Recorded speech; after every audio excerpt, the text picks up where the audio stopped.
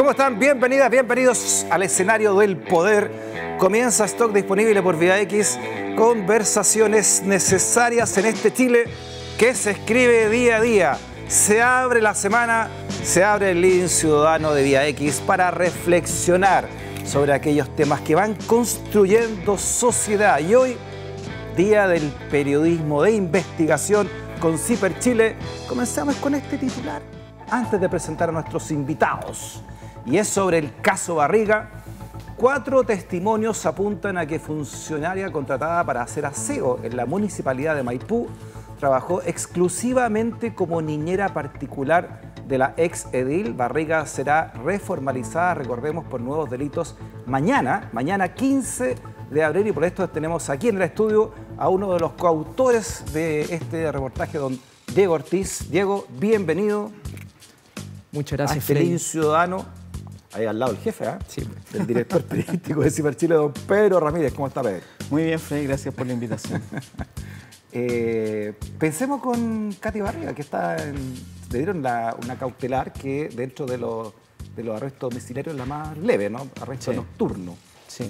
Bueno, ha sido el tema de las cautelares aplicadas ya ha sido un tira y afloja, ¿no? O sea, en algún momento ha estado en prisión preventiva, arresto domiciliario total, prisión preventiva, y ahora esta cautelar que restringe la libertad, pero de una manera mucho más laxa.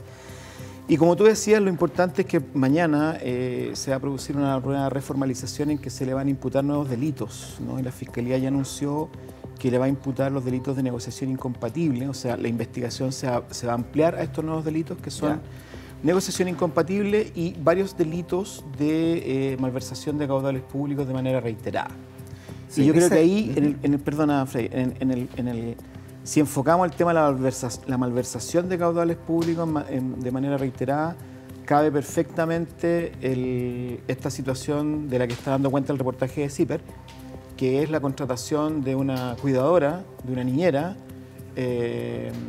con fondos públicos, a una persona que se le paga como si fuera funcionaria pública para cumplir una labor que es enteramente privada y que tiene que ver con el cuidado del hijo de la alcaldesa que requiere cuidados especiales, digamos. De ese trata, Diego, que tú escribiste coautoría, dice que testigos e imputados en la causa por fraude al fisco en contra de la ex alcaldesa de Maipú señalaron ante la Fiscalía que la ex edil tuvo al menos 3 niñeras particulares cuidando a su hijo en la municipalidad, como nos adelantaba Pedro, ¿no? ¿Cómo se llega a esto? ¿En qué consiste? Claro, la contratación. Así es. Hay 4 testimonios que hablan directamente de que estas niñeras estaban ahí ejerciendo labores de cuidado para el hijo menor de Katy Barriga. Existe un quinto testimonio también, que es el del administrador municipal, un administrador que llegó hasta 2018, luego renunció, y él aseguró que esto ocurría, que le pagaban con dineros de la municipalidad a las niñeras, hablando en general, y que esto él lo sabía porque era el administrador. En el fondo, claro, yo soy el que paga. Él lleva la contabilidad directa, o sea, él claro, es un testigo clave, entonces sería en este caso, ¿no? Claro. Entonces se cuenta con todos estos testimonios que en el fondo dan a entender que habrían estado ejerciendo esas labores particulares, como decía Pedro, en circunstancias de que eran funcionarias. Ahora, hay un caso que es distinto de los otros 2, que es el de Andrea Fuentes. Andrea Fuentes cuenta con un contrato entre 2018 y 2019, y todos los testimonios apuntan que durante ese mismo tiempo en que ella cumplía ese contrato, ejercía estos trabajos de niñera. En cambio, de las otras 2 niñeras, nosotros no tenemos la certeza de que efectivamente la municipalidad les haya estado pagando directamente a ellas. Están los testimonios, o sea, está el administrador que dice, sí, esto se pagaba con dinero municipal, pero los testimonios no dejan eso en claro y no hemos tenido a la vista contrataciones directas por parte del municipio a estas 2 niñeras. Ya. Veámoslo en parte entonces de estas declaraciones que recoge el reportaje de CIPER y lo estamos profundizando. Mire, por ejemplo. Dice, la persona con la que yo estuve todo ese tiempo se encargaba de cuidar al hijo de Katy Barriga, señaló en su declaración en calidad de testigo John Pérez, chofer de la ex jefa comunal hasta julio de 2019. Fue una señora llamada Andrea, dijo, y agregó que en la alcaldía el niño tenía una sala especial para él, contigua a la oficina de la edil. Ahí estaba todo el día, ahí es donde podía entrar solamente la alcaldesa y Andrea, que era su cuidadora, y como ustedes dicen, esta sería la persona, Andrea, ¿cuánto es el apellido que dijiste? Fuentes. Andrea Fuentes sería esta Sí. persona. Sí, bueno, aquí es importante señalar un par de cosas, Freddy. La primera es que no se está cuestionando el hecho de que el niño reciba cuidados especiales que efectivamente lo requiera, ¿no? O sea, nosotros no estamos cuestionando eso, sino que lo que se está cuestionando es que se ocupen recursos públicos para una función que debería ser pagada con los recursos patrimoniales personales de la mamá del niño, que en este caso es la exalcaldesa Barriga. En segundo término, yo creo que mucha gente va a decir, oiga, pero si ya se ha dicho que la niñera, que le paga. Sí, pero lo novedoso que tenemos acá es que hay 4 testimonios de distintos funcionarios de la municipalidad, incluyendo el director de desarrollo comunitario, ¿no? Y el ex administrador. O sea, estamos hablando de 2 personas de la plana mayor. Luis Japaz, Claro, No, Felipe Contreras. Felipe Contreras es Dideco y... Pero el asesor municipal es el asesor directo de ella, directo ¿no? de ella, claro. El que estamos viendo ahí en pantalla, ¿no? Claro, entre la mano derecha de la exalcaldesa. entre los funcionarios que están declarando ahora, por primera vez están diciendo sí, efectivamente se pagó con recursos públicos la niñera, contratada para cuidar al hijo de la alcaldesa. Dentro de estos funcionarios hay 2 miembros de la plana directiva de la municipalidad, ¿no? de la plana más alta. Un director de la Dirección de Desarrollo Comunitario, de la Dideco, y un ex administrador municipal. Y además está el testimonio de una persona que era la mano derecha, el asesor más importante, que es Luis Yapaz, ¿cierto? De la propia alcaldesa.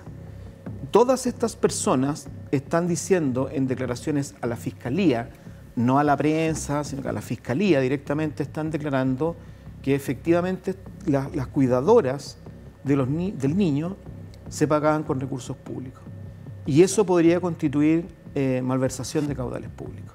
Entonces yo creo que aquí estamos frente a un tema que es muy interesante, porque además la otra novedad es que una de estas 3 personas que cumplieron esta labor, como explicaba Diego,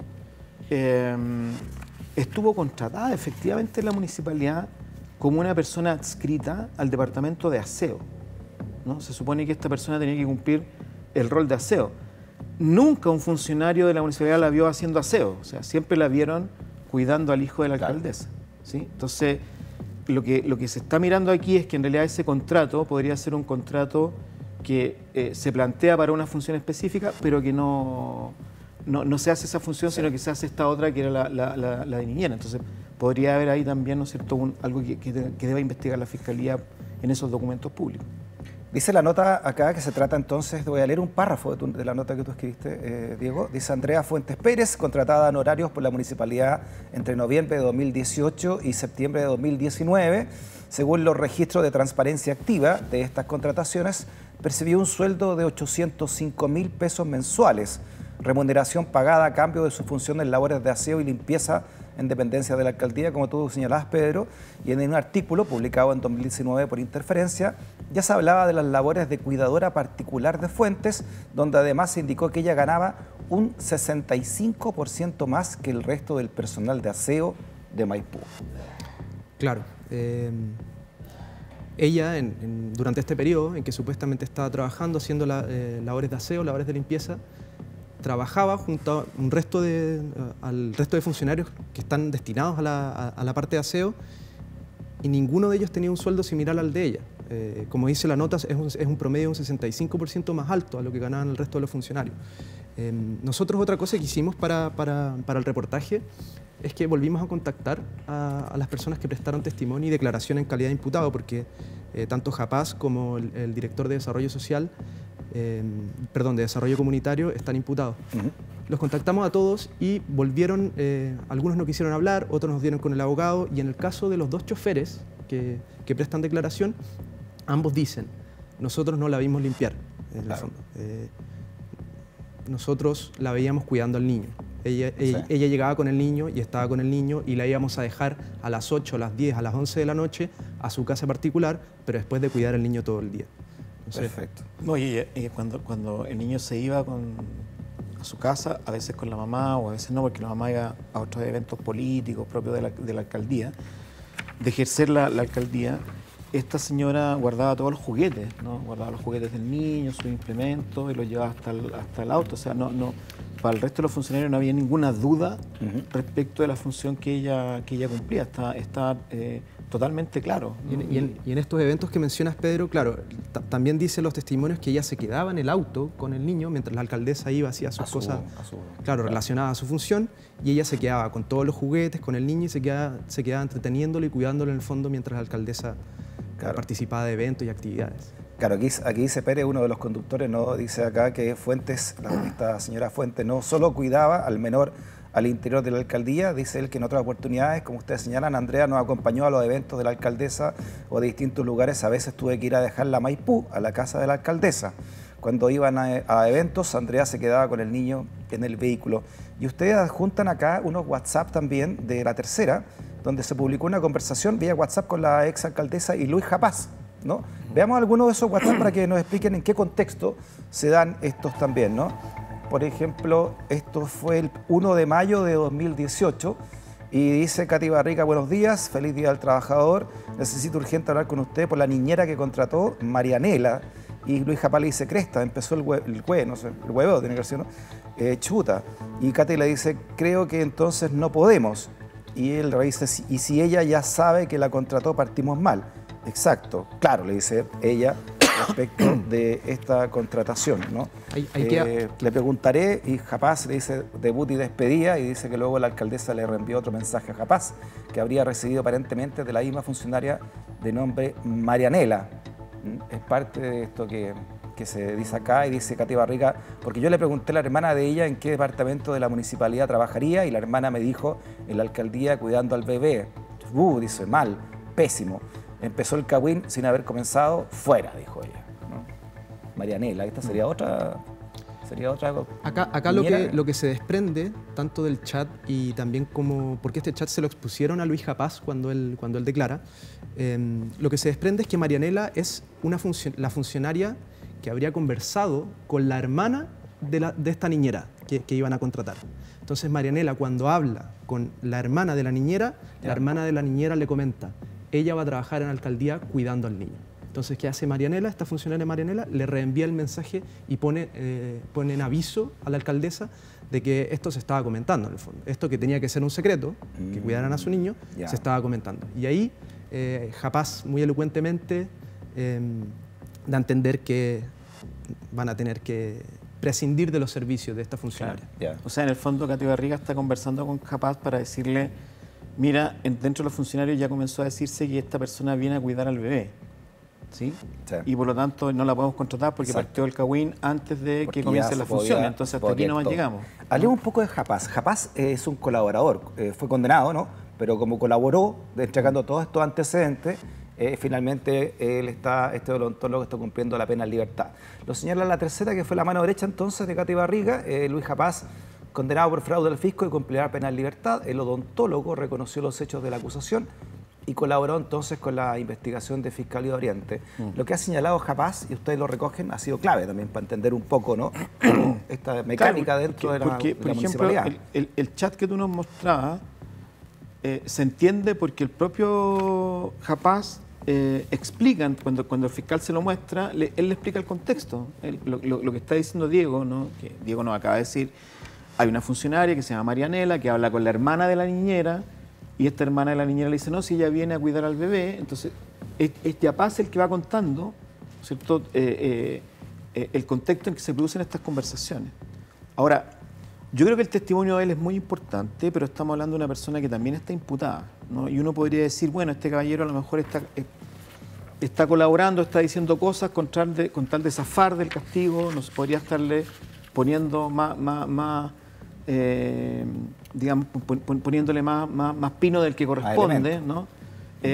Y yo creo que el artículo que acaba de escribir Diego es muy bueno en el sentido de que no es solo él, ¿no? Sino que hay otros 4 funcionarios que declaran lo mismo, y algunos no se están jugando nada, algunos de ellos no tienen ninguna acusación pendiente ni están siendo investigados, simplemente van y prestan testimonio porque eran los choferes, porque trabajaban en contacto, digamos, con la alcaldesa y con las personas que cuidaban a su hijo.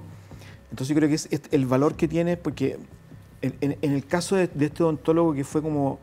tenía un cargo además medio inventado, ¿no? Porque no era ni jefe, tenía un cargo medio raro, digo, ¿no? Como era... Claro, sí, a él le inventaron un cargo era prácticamente plenipotenciario. El nombre, si no me equivoco, era coordinador de alcaldía.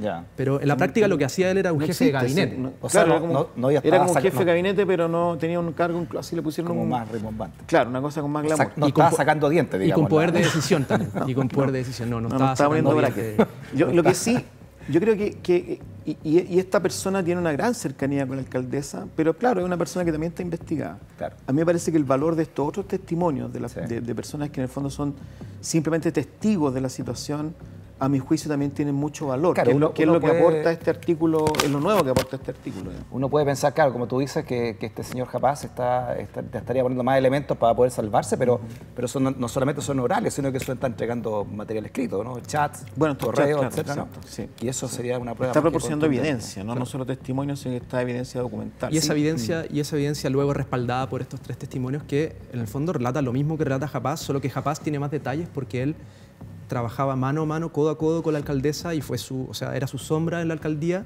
Sí. Y por eso tiene más elementos que agregar, quizás. Tiene una declaración muy larga, pero en el fondo lo que hace el resto de lo que hace Fiscalía al preguntarle a las otras personas es amarrar esta historia. Hacen la panorámica, ¿no? Claro. Sí. Ya, para cerrar este caso de Katy Barriga, mañana entonces se va a reformalizar. ¿En qué consistiría qué es lo que podría pasar, cree usted, mañana judicialmente en esa reformalización? Lo que tenemos certeza es que mañana la alcaldesa va a ser formalizada por nuevos delitos. Sabemos que es por malversación de caudales públicos. Creo que hay dos hechos de malversación de caudales públicos. Entendemos que la contratación de niñeras, de cuidadoras, es uno de esos hechos. Uno de esos dos. Claro, que le va a ser imputado. Y también, si no me equivoco, Pedro, es negociación incompatible. Sí, yo creo que hay que estar atentos. ¿En qué consiste, disculpa, la negociación incompatible? Yo creo que ahí hay contrataciones que se hicieron y que podrían tener relación con el entorno inmediato de ella, digamos. Y por lo tanto, pagos que se hicieron por servicios prestados a entidades que podrían tener un vínculo con ella, ¿no? Entonces, o con gente de su familia. Ahora, yo creo, Freddy, que hay que estar muy atentos mañana, porque si el nivel porque cuando tú reformalizas tienes que presentar ante el juez evidencia, testimonio o evidencia documental que justifiquen la formalización, o sea, que en el fondo justifiquen que yo diga, mire, tengo una duda más que razonable de que esta persona pudo haber cometido este delito específico y tú tienes que presentar evidencia.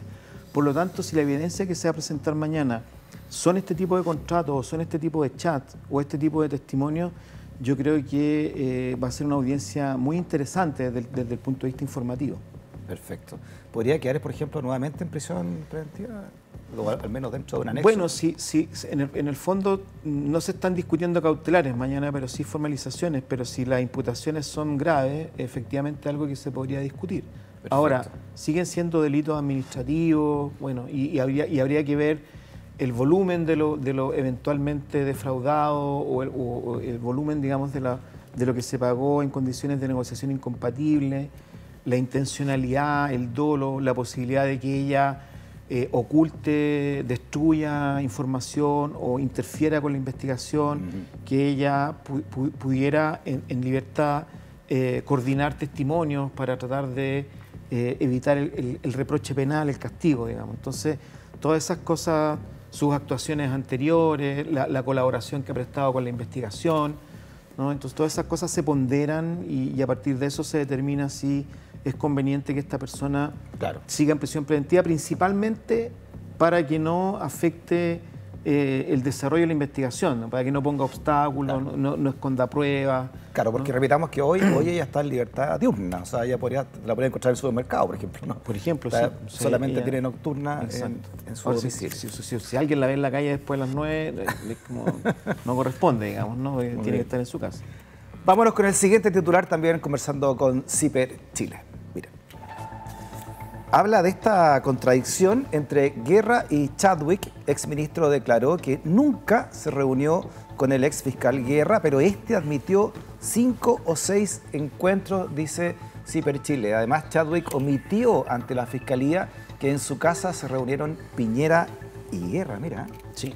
como van saliendo, ¿no? Bueno, mira, vamos a lo que importa. La Fiscalía, esta investigación está a cargo del fiscal regional de Arica, Carrera, el fiscal Carrera. Y lo que importa aquí, a juicio nuestro, al juicio de CIPER, es que Carrera está investigando la posibilidad de soborno, ¿no? Cohecho y soborno. Y por lo tanto, lo que el acento está puesto en establecer si efectivamente hubo una relación entre Chadwick y Guerra, en la que Guerra podría haber prestado algunos servicios a Chadwick en las investigaciones que él desarrollaba como fiscal regional Oriente, investigaciones que afectaban al gobierno de Sebastián Piñera y particularmente a Piñera, ¿no? Investigaciones como el de la minera Dominga, Exalmar, caso Penta, ¿verdad?, que afectaban a personeros de la UDI, del partido del cual Chadwick fue uno de sus fundadores. Y por lo tanto, si efectivamente se prestaron estas paleteadas, ¿no es cierto?, estas ayudas, si hubo una contraprestación, o sea, una devolución del favor. Y como todos sabemos, cuando Guerra dejó la Fiscalía, ¿no?, se sale de la Fiscalía, inmediatamente ingresa a la Universidad de San Sebastián con un sueldo que es similar, ¿no?, alrededor de 7 millones de pesos al que ganaba en la Fiscalía, ¿no?, y que es inusual para un académico, ¿no? O sea, 7 millones, ¿no? Sí. Sabemos que la Universidad de San Sebastián le pagaba a Cubillo un montón de plata, pero no es lo usual, digamos. Y resulta que Chadwick, si bien en aquella época era académico de la universidad, era un académico con mucha ascendencia. Él llegó muy poco después, fue decano de la Facultad de Derecho, que era la que estaba contratando a Guerra, y poco después fue presidente de la Junta Directiva, ¿no?, que es donde lo sorprende todo el escándalo de Hermosilla que lo toca y tiene que dejar ese cargo que es el más alto dentro de la universidad, ¿no? Presidente de su Junta Directiva. Ustedes decían, Guerra también pidió trabajo directamente en el correo. Claro, tampoco llega de la noche a la mañana a la Universidad de San Sebastián. O sea, como dices tú, Freddy, insistentemente preguntaba por este trabajo nuevo en los chats que se pudieron conocer. Y no fue como un acto de magia que apareció de un día para otro. En la Universidad de San Sebastián. El exfiscal Guerra trabajando. Claro, no lo encontraron. Pero además Guerra era bueno para pedir pega, porque él le pide pega a Hermosilla en la oficina que tenía Hermosilla con Chadwick. Después le pide que ojalá Piñera lo nombre en el Consejo de Defensa del Estado. Sí. Y por último le pide que ojalá lo metan a la Universidad de San Sebastián, que es donde en el fondo Chadwick tenía. No lo encontró por LinkedIn al caballero, ¿no? Claro. Y aquí este folleto lo dice todo, ¿eh? Mira cuánta gente que terminó mal, como la señora Vivanco ahí, también parte del ramillete.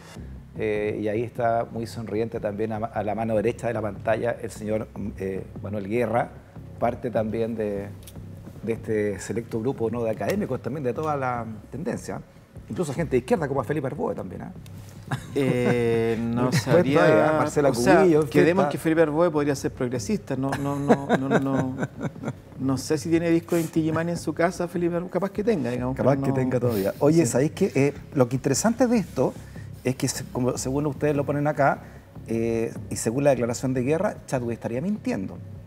Porque en su declaración, lo leo nuevamente, ante el Ministerio Público, dice que el exministro Andrés Chadwick negó que se hubiera reunido con el exfiscal Manuel Guerra mientras fue autoridad, salvo un encuentro oficial, y tampoco una vez fuera del cargo. Categóricamente le puedo señalar que no tuve otras interacciones con él, dijo respecto a su época como ministro, agregando que no recordaba una instancia posterior. Pero, y aquí viene la contradicción, en su testimonio como imputado, Manuel Guerra indicó que tuvo entre 5 a 6 encuentros con Chadwick, todos vinculados a almuerzos con Luis Hermosilla. Y en esta entrevista de La Tercera, el exfiscal confirmó entonces en la casa de Chadwick, hubo una reunión entre él e incluso Sebastián Piñera. Es que lo interesante ahí, lo olvidó rápido entonces Chadwick. No, o sea, Chadwick, a ver, en el contexto de la investigación de soborno, o sea, de si hubo paleteadas para allá y para acá, ¿no es cierto?, si se pagaron estos favores con pega en la Universidad de San Sebastián, en ese contexto Chadwick dice, no, si yo a este señor no lo conozco, no me he reunido con él, ¿no?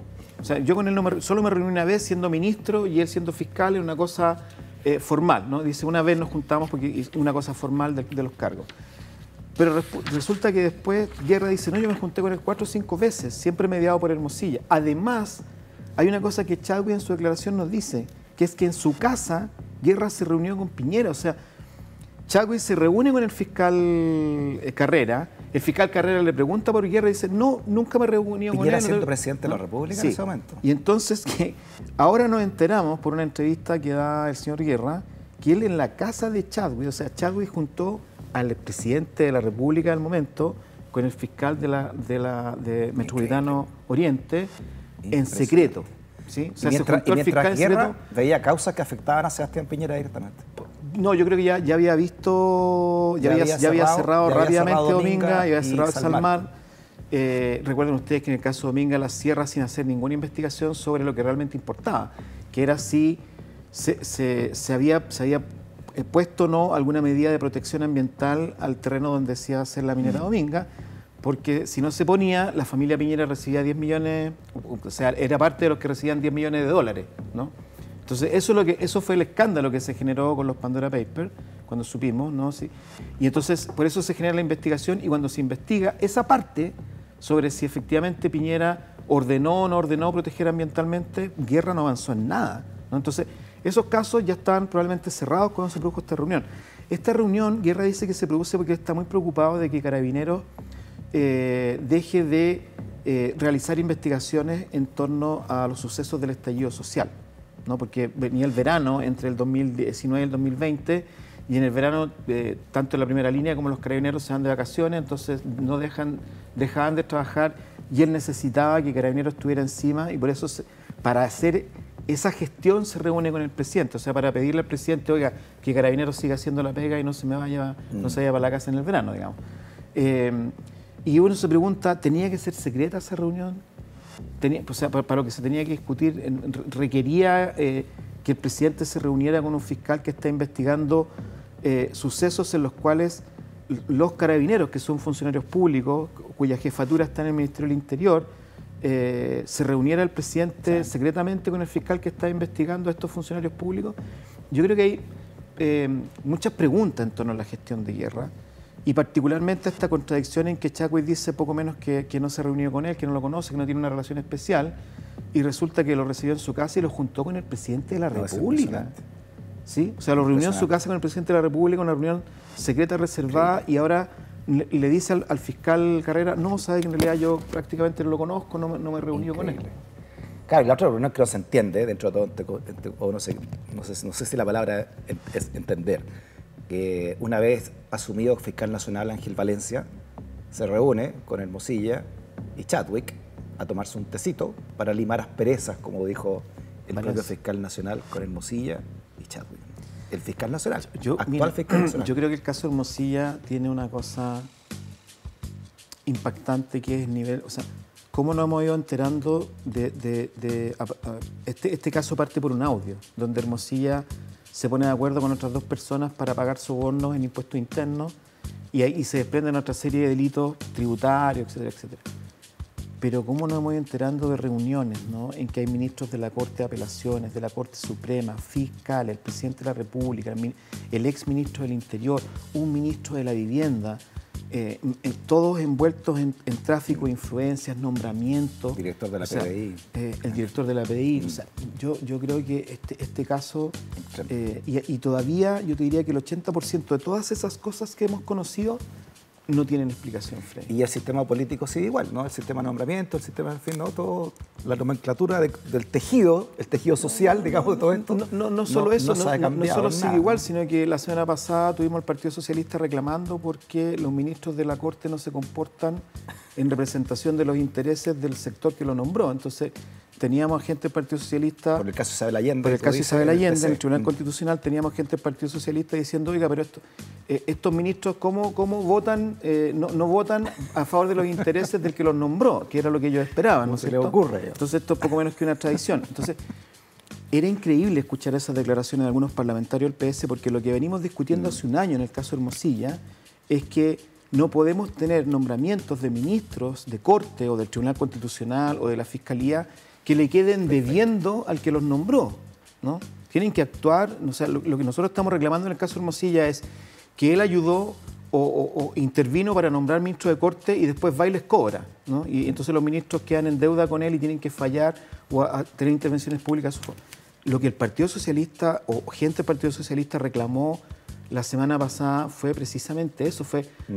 O sea, en el fondo se sienten que es una traición o un incumplimiento que un ministro del Tribunal Constitucional, de manera independiente e interpretando el derecho, sancione lo que sancionó en el caso de Isabel Allende. O sea, pareciera ser que la obligación de esos ministros, a juicio de estos socialistas, es que vote conforme a los intereses del sector que lo nombró.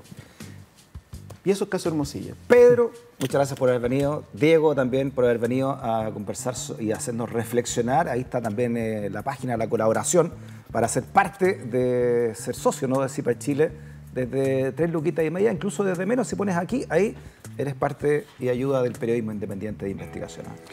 Como siempre decimos, si usted quiere que el periodismo que hace CIPER siga funcionando y seguir haciendo artículos como este que ha hecho Diego, hay que hacerse socio de CIPER y poner todos los meses de 3.000, 3.500 pesos para arriba, según sea su cariño, porque eso es lo que hace que CIPER siga vivo y haciendo este periodismo que nosotros creemos que es un periodismo de cosas que realmente importan a la sociedad. A nombre del equipo, abrazo grande al equipo de CIPER Chile, Diego. Pedro, hasta la próxima. Muchas gracias, Freddy. Muy bien, muchas gracias, Freddy.